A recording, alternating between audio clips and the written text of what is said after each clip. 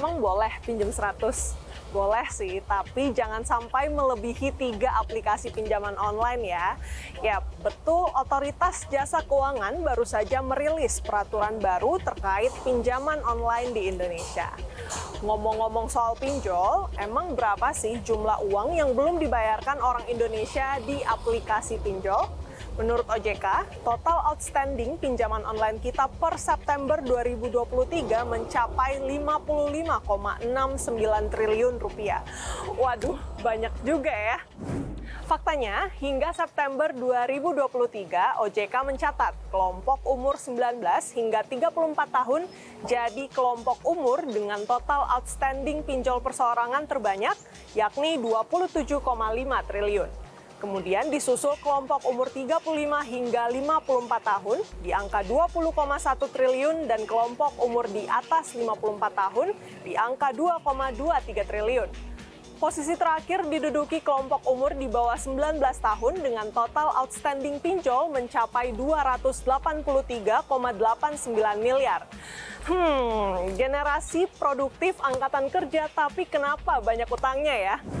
Hayo, siapa yang punya resolusi tahun ini bisa lunasin pinjolnya? Nah, kredit macet ini memang masih membayangi industri fintech Indonesia. Hingga September 2023, OJK mencatat kredit macet pinjaman online di Indonesia mencapai angka 1,57 triliun rupiah. Aduh, habis minjem, jangan lupa dibayar ya, soalnya bisa panjang nih urusan kalau nggak dibayar. Sayang seribu sayang, lagi-lagi OJK mencatat kredit macet pinjol terbanyak dialami kelompok usia 19 hingga 34 tahun di angka 675,1 miliar rupiah. Selanjutnya disusul kelompok umur 35 hingga 54 tahun di angka 457,5 miliar rupiah. Kemudian kelompok umur di atas 54 tahun di angka 34,72 miliar rupiah. Dan posisi terakhir diduduki kelompok umur di bawah 19 tahun dengan total kredit macet pinjol mencapai 1,2 miliar rupiah. Artinya, milenial dan Gen Z menjadi generasi paling hobi pinjam, tapi paling susah ditagih balikin utang. Nah, sekarang kita bicara pemberantasan aktivitas keuangan ilegal. OJK mencatat Satgas Pasti telah menghentikan 7.502 entitas keuangan ilegal, termasuk pinjol, gadai, hingga investasi ilegal. Rinciannya ada 6.055 pinjol ilegal, 1.196 investasi ilegal, dan terakhir 251 gadai ilegal yang sudah dibasmi Satgas Pasti dalam periode 2017 hingga 2023. Aduh, banyak juga ya pemirsa.